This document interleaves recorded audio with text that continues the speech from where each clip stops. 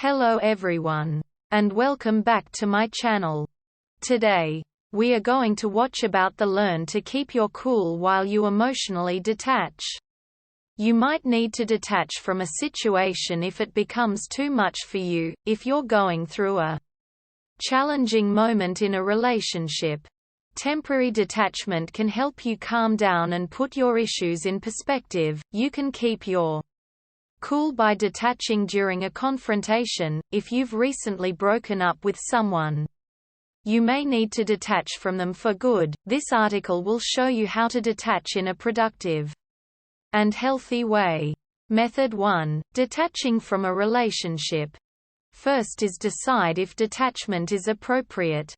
If you are unhappy in a relationship, ending it quickly may rob you of the possibility to get to the root of the problem. It can take months to figure out if your partnership can improve or not. In some cases, it might make sense to detach emotionally for a short period, while staying in the relationship. For instance, you might detach if your relationship has soured due to a recent change in you and your partner's routine. You might both just need time to readjust. If you and your significant other are constantly at odds, or in an on-again off-again pattern, consider detaching. When tensions die down, both of you can reach a better decision about whether or not the relationship should continue. Don't detach before you have tried seriously to fix the issues in your relationship. Detachment should only be employed if you are on the verge of breaking up. Step 2. Take physical space. If you and your partner do not share responsibility for a child, another dependent, a pet, a home, or business, you may have the option of taking physical time apart. Take a business trip or a vacation by yourself, or with a group of non-intimate acquaintances, such as a hiking group. Step 3. Explain to your partner that you need to focus on yourself for a while if you are asked. Don't announce your plans to detach. But if asked, say that you are thinking about the relationship and focusing on yourself for a while. You may not want to use the word detach or disengage unless that is the language you and your partner already share. Instead, say you need time to focus on a project you have, on getting right with yourself, or on work. Step 4. Get support from friends. It is unfair to your partner if you expect emotional support from them while simultaneously withholding your emotions from them. It will also make it hard for you to stay disengaged. Rely on your friends and family for advice and socialization. Confide in friends and family that are your own, rather than yours and your partner's. Step 5. Focus on getting in touch with yourself. In your time detached, focus on figuring out your feelings. What do you need to change in your relationship? What of your needs are unmet? It may help to talk to a therapist. This is a time of sorting through your own feelings, not criticizing your partner. Abstain from sexual contact during this time. Step 6. Decide what's next. If you have realized that you want to stay in the relationship, you may have to woo your partner back. He or she may feel hurt and abandoned by your detachment. Explain that you were afraid of breaking up and that you were trying to cool off and not make a rash decision. Make an honest attempt to state your needs and listen to the needs of your partner. If you have decided that your relationship is over, use the perspective gained in your detachment to compassionately end your relationship. Step 7. Detach without neglecting shared responsibilities. If you live together, have a child, or own a pet, a home, or business, you will need to remain physically present and attentive. Detaching emotionally means holding back emotionally from the relationship for a while. But you can still share labor and everyday activities with your partner. Step 8. Take a break from social media.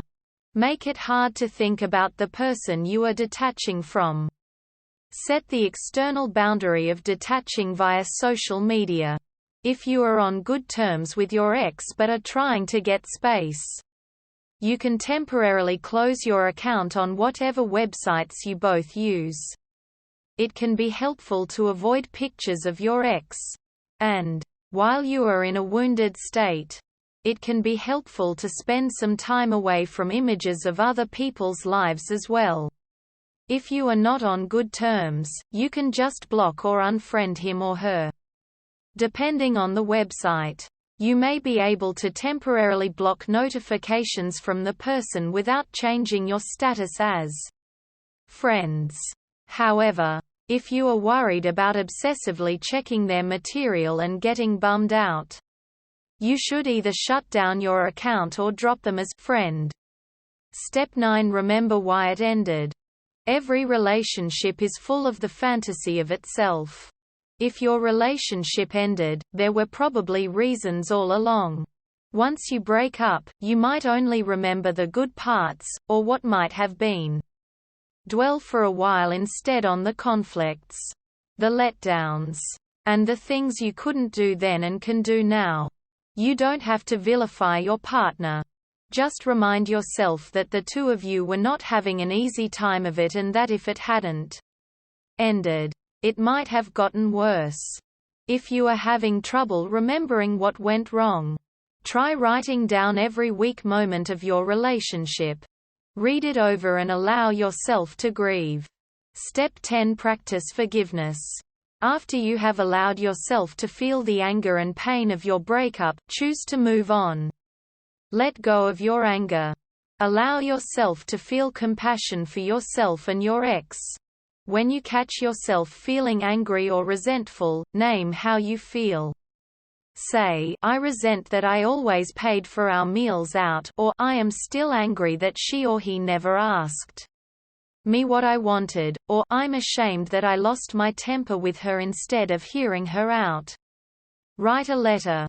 You do not have to share it with your ex, but you can if you wish. Write out how you have felt and how you feel now. Forgiveness does not mean condoning anything that happened in the relationship. Rather, it means letting go of the anger that clouds your mood and harms your health. Step 11. Take care of yourself. Your focus in the months or even years after a relationship ends is learning how to live well without a partner. Once you have grieved, been angry, and worked on forgiveness, you can start working on enjoying yourself. Do things that make you feel balanced. Take good care of your health. Spend time with friends. Do a great job at work. And enjoy outside activities. If you are miserable, try visiting a therapist. It doesn't have to be forever. But if your breakup has plunged you into a depression, or if you are feeling urges of self-harm, talk to a professional. Step 12. Call it a transition, not a loss. It's fine to grieve for a relationship that has ended. But don't let yourself dwell forever on what might have been. Instead, think of the things you learned from falling in love, from negotiating your partnership, and from breaking up. Remind yourself that a relationship that ends isn't a bad relationship. Relationships can be good and short. Finally, date when you're ready. When you're really feeling right with yourself, you'll be ready to date again. To see if you're ready, ask yourself if you're still angry at your ex. If you still want to be with your ex. If you feel unattractive. Or if you are still feeling sad or unbalanced. If you aren't feeling any of these ways, you're probably ready to date. Method 2. Setting boundaries. First is check in on your boundaries. Boundaries are the restrictions you set to protect yourself. You have emotional, mental, physical, and sexual boundaries. They can be learned from parents as you grow up. Or you can acquire them by hanging around with people who have their own set of healthy boundaries. If you are having trouble managing your time, habits, or your emotions, you may have poor boundaries. If you feel overwhelmed by the feelings of others, or feel that your self-image comes entirely from other people, you need to attend to your boundaries. If you often say yes to things you don't want to do, set boundaries. Pay attention to your senses. Do you have a feeling that something is wrong? Do you have an unpleasant sensation in your stomach or chest? This may indicate that a boundary wants to be asserted. Step 2. Enforce your boundaries. When you know what you want, or don't want, act. Set boundaries for yourself, a daily schedule, a refusal to accept insults. Set boundaries with others. Space from arguments. A refusal to give in to pressure. A refusal to let others put their emotions on you. Say no when asked to do something you don't want to do. Choose with whom you discuss your life. If you have a parent, friend, or partner who is controlling, don't give them fodder by sharing information with them. Say you will only discuss a topic if you are given no advice and no orders. Step 3. Detach. To communicate your intentions. When you need to establish a boundary with someone, you need to be able to communicate without worrying overmuch about their reaction. This is where emotional detachment comes in. Before you communicate, remind yourself that you are not responsible for how they feel. You have a right to set boundaries. You can communicate boundaries verbally or non-verbally. As a simple example, when you need someone to give you space, you might stand up, look the person in the eye, and directly state, "I need some space right now." Step 4. Stick to your boundaries. You may encounter initial resistance from those who are used to getting the reaction they want from you. Hold on to your convictions. Do not compromise a boundary. If you are accused of being withholding or unloving, say, "I am being loving.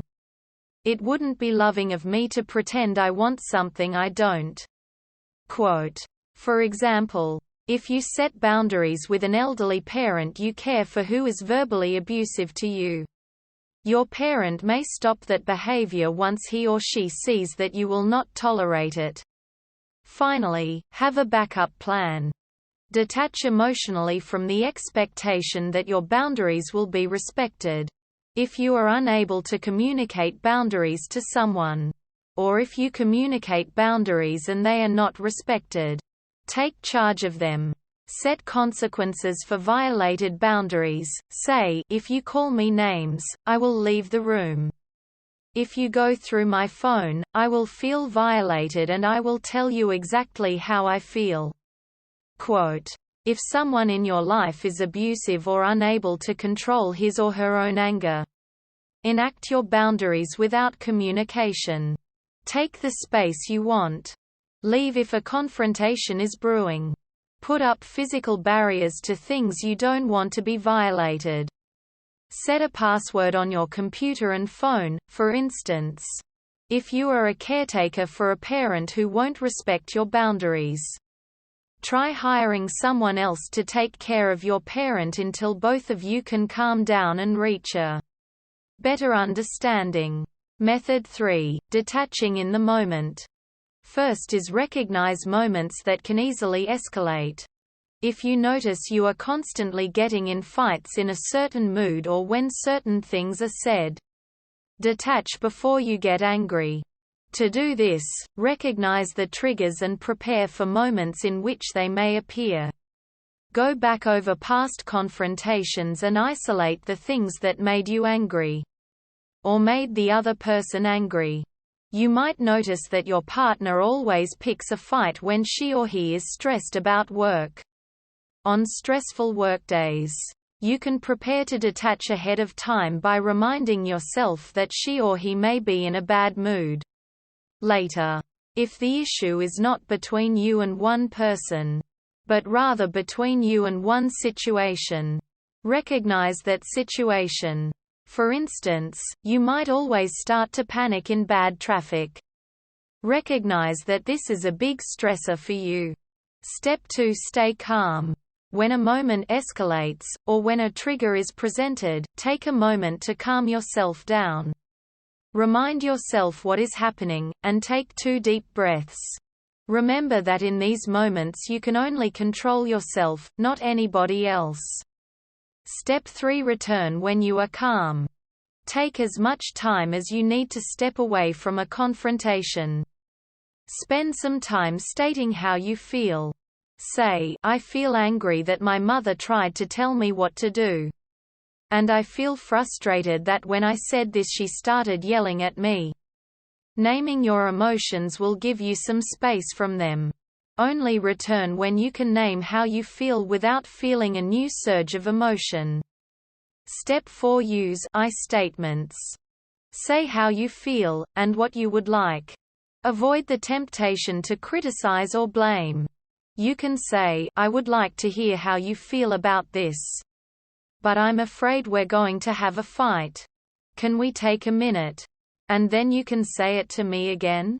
Or say, "I notice I'm getting really freaked out about how messy the house is.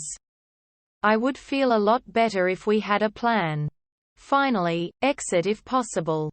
If it feels safe to take a physical break from a situation you would like to de-escalate, go ahead and take it. A walk around the block or a little time to yourself in another room can help you calm down. On your break, focus on how you feel. Try to name it if you can. Forget your partner for a moment, and take care of your own feelings. You can return when you are ready to re-engage. Come back calmly, knowing that your partner may still be upset. Method 4. Focusing on yourself. First is recognize that you are the only person you can control. You can attempt to guide the actions and reactions of the people around you.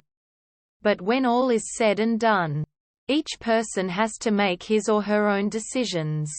The only person whose behavior, thinking, and feelings are within your power to control is you. Just as you cannot control another human being cannot control you. Recognize that the only power another individual has over you is the power you give him or her. Step 2. Speak in I statements. Get in the habit of talking about negative circumstances from the perspective of how you feel about them. Instead of saying that someone or something has made you unhappy, phrase your complaint by saying, "I feel unhappy because," or "this makes me feel unhappy." Quote. Putting things in an I perspective can shift your thinking, allowing you to separate yourself as an individual from the situation. This separation can actually help make you more emotionally detached from the other people involved. This I language can also help diffuse a tense situation because it allows you to convey your feelings and thoughts without being accusatory. Step 3. Step away. Physical detachment can trigger emotional detachment. Walk away from the person or situation causing you anxiety as soon as you can. This does not need to be a permanent separation, but the separation should last long enough for you to calm down from a state of heightened emotion. Step 4. Regularly take some time for yourself. When dealing with a troubling relationship or a situation that you are unable to end, get in the habit of routinely taking the time to decompress after dealing with the source of drama. Consistently take this time for yourself even when you feel that your emotions are under control. For example, if you need to detach yourself from emotional stress at work, take a few minutes to meditate or unwind as soon as you get home.